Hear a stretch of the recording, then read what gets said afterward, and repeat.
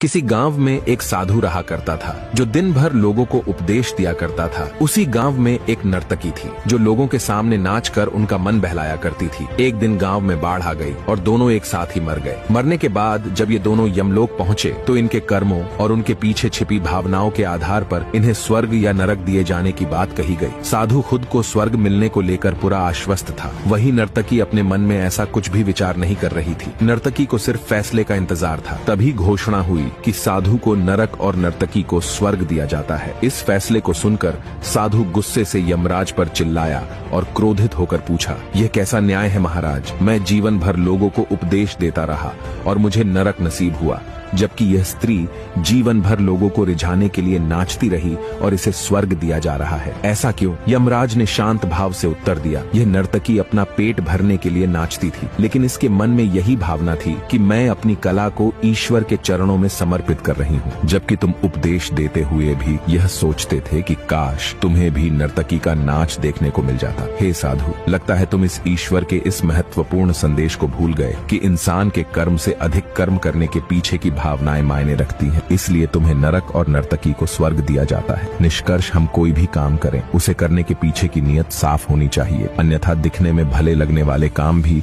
हमें पुण्य की जगह पाप का ही भागी बना देंगे।